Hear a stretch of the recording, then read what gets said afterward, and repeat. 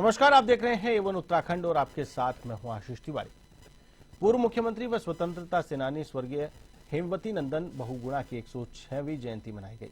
इस अवसर पर राजपुर रोड स्थित एमडीडीए परिसर पर लगी उनकी मूर्ति पर मुख्यमंत्री पुष्कर सिंह धामी, पूर्व मुख्यमंत्री विजय बहुगुणा सहित भाजपा के नेताओं ने माल्यार्पण किया और मुख्यमंत्री ने कहा कि हेमवती नंदन बहुगुणा ने अपने कार्यकाल में अनेक कीर्तिमान स्थापित किए थे। उनका जीवन काफी संघर्षपूर्ण बीता, फिर भी वे हिमालय की तरह अडिग रहे।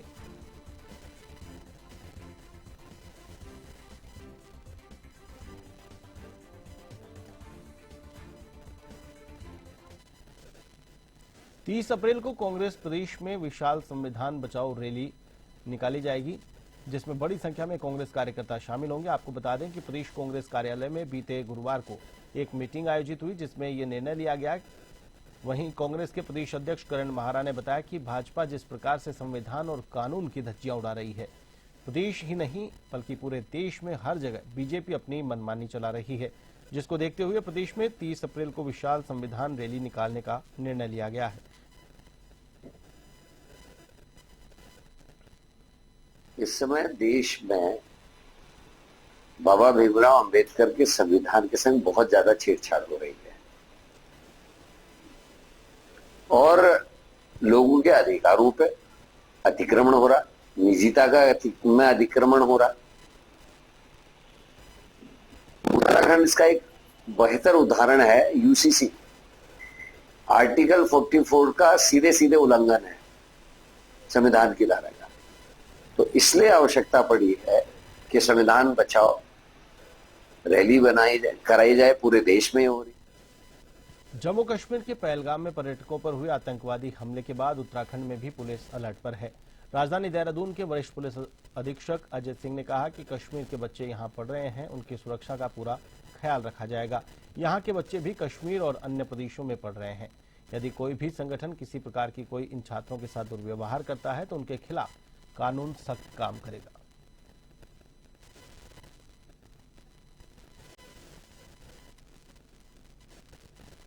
गलत है अगर ऐसा किसी ने कहा गया, क्योंकि जो भी छात्र यहाँ पे अध्ययनरत है वो सिर्फ यहाँ पर एजुकेशन के लिए और जिस तरह से देखा जाए कि यहाँ के भी काफी सारे छात्र विभिन्न जगहों पे पढ़ते हैं, चाहे वो कश्मीर हो अन्य प्रांतों में हो। इसीलिए मैंने बताया कि जो विभिन्न संगठन के लोग हैं इनको शांति बनाए रखने की अपील की गई है और इस तरह की कोई भी अगर एक्टिविटी करता है कि कहीं कोई छात्रों के साथ मिसबिहेव करता है या किसी पर्टिकुलर प्रांत के छात्रों के साथ कोई घटना करता है तो डेफिनेटली कानून इसमें अपना सख्त रुख अख्तियार करेगी। इसीलिए बार बार सभी से सोशल मीडिया के माध्यम से भी और अन्य माध्यमों से भी मीटिंग करके सभी को शांति बनाए रखने की अपील की जा रही है। उत्तराखंड में गांवों को लेकर राज्य सरकार लगातार संजीदा दिख रही है, जिसके तहत महिलाओं को स्वरोजगार योजना, लखपति दीदी योजना सहित होम स्टे को बढ़ावा देने के लिए कार्य किया जा रहा है।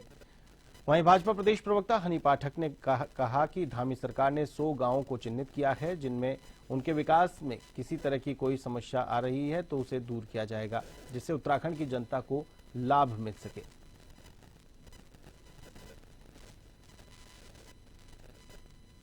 देखिए, जिस प्रकार हमारी सरकार गांवों को लेकर लगातार संजीदा दिखाई पड़ रही है, जिसके तहत वो स्वरोजगार से भी महिलाओं को जोड़ने का काम कर रहे हैं, लखपति दीदी योजना के तहत गांव को जोड़ने का काम किया जा रहा है और जिस प्रकार से होम स्टे को बढ़ावा देने का काम किया जा रहा है, उत्तराखंड की सभी परंपराओं को दर्शाने के लिए, एक लोक संस्कृति दिखाने के लिए भी उस पर कार्य किया जा रहा है।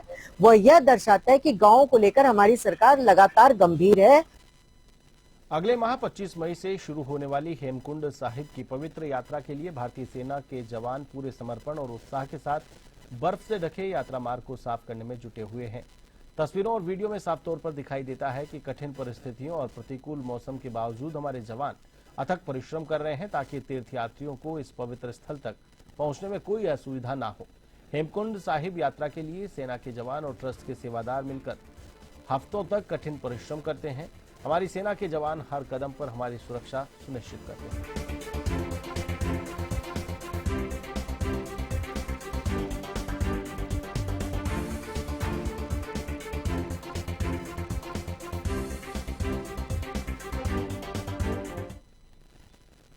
जम्मू कश्मीर के पहलगाम में हुए आतंकी हमले के बाद मुख्यमंत्री पुष्कर सिंह धामी ने कहा कि जम्मू कश्मीर के पहलगाम में हुआ आतंकी हमला कायरतापूर्ण और घिनौनी मानसिकता से पूरित है।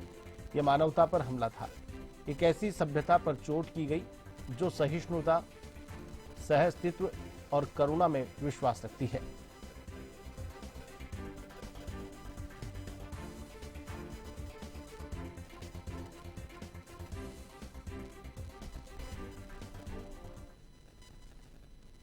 पहलगाम में और जम्मू कश्मीर में घूमने के लिए गए हुए थे, पर्यटन के लिए गए हुए थे और उनकी नृशंस हत्या की गई। और हत्या ही नहीं, हत्या भी बहुत घिनौने तरीके से, जिहादी मानसिकता से, नाम पूछकर कि क्या ये हिंदू हैं, उसके बाद उनको गोली मारी गई। उसकी जितनी निंदा की जाए, पूरे देश के लोग आज शुद्ध हैं, लोगों के अंदर आक्रोश है, क्रोध है, देशवासी दुखी हैं। मैं सबसे पहले उस घटना में जो हताहत हुए हैं, जिनकी जान गई है, मैं उन सभी को अपनी श्रद्धांजलि अर्पित करता हूं और भगवान से प्रार्थना करता हूं कि भगवान उनको अपने श्री चरणों में स्थान दे। और उन आतंकवादियों को भी ये कहना चाहता हूं कि यह वो भारत नहीं है कि आप कोई भी घटना करिए और आसानी से बचकर निकल जाएंगे। ऐसा हो नहीं सकता। ये मोदी जी का भारत है। उन राक्षसों को जिन्होंने ऐसा शर्मनाक इस घटना को अंजाम दिया है, उन राक्षसों का अंत भारत की सेना, हमारे प्रधानमंत्री मोदी जी के नेतृत्व में अवश्य करेगी। रुड़की में वन विभाग की टीम ने बड़ी कार्रवाई करते हुए पिंजरों में बंद बेजुबान पक्षियों को मुक्त कराया। शहर के मच्छी मोहल्ले में पक्षियों का कारोबार करने वाले 2 लोगों को वन विभाग की टीम ने हिरासत में लिया। वहीं वन विभाग की टीम को आशंका है कि इस कारोबार में और भी लोग जुड़े हो सकते हैं। वन विभाग के उप प्रभागीय अधिकारी सुनील बलूनी ने कहा कि पिछले लंबे समय से लगातार बेजुबान पक्षियों को बंद पिंजरे में रखने की शिकायतें आ रही थी।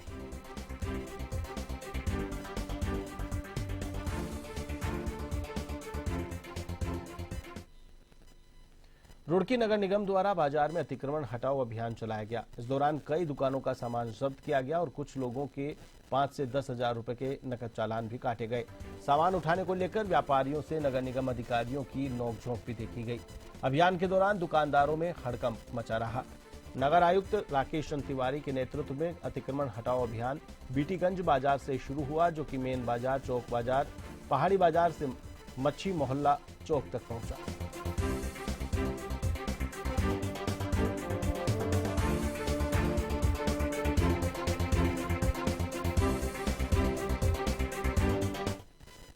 एनडीआरएफ, एसडीआरएफ और जिला प्रशासन आपदा प्रबंधन की संयुक्त टीमों ने भगदड़ की स्थिति को नियंत्रित करने का अभ्यास किया। सूचना मिलते ही आईआरएस सिस्टम एक्टिवेट कर 8 मिनट में रेस्पॉन्स दिया गया। ड्रिल के दौरान 15 लोग घायल बताए गए, जिनमें एक की मौत मौके पर हुई और 10 गंगा में डूबे, जिन्हें जल पुलिस ने सुरक्षित बाहर निकाला। राहत एवं बचाव कार्य ऋषिकुल मैदान से संचालित हुआ। जिलाधिकारी कर्मेंद्र सिंह के नेतृत्व में ये मॉक ड्रिल चारधाम यात्रा को सुरक्षित और सुव्यवस्थित बनाने की दिशा में अहम कदम साबित हुआ।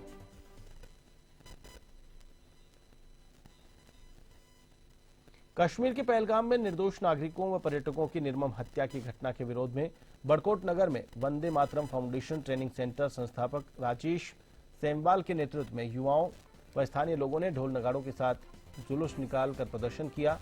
बड़कोट नगर में Vande Mataram foundation training centre के युवाओं तथा स्थानीय लोगों ने एकत्रित होकर नगर के मुख्य मार्गों में जुलूस निकाला। प्रदर्शनकारियों ने आतंकवाद मुर्दाबाद और पाकिस्तान मुर्दाबाद के जमकर नारे लगाए। इस मौके पर Vande Mataram foundation training centre संस्थापक राजेश सेमवाल ने कहा कि आतंकवाद मानवता का दुश्मन है।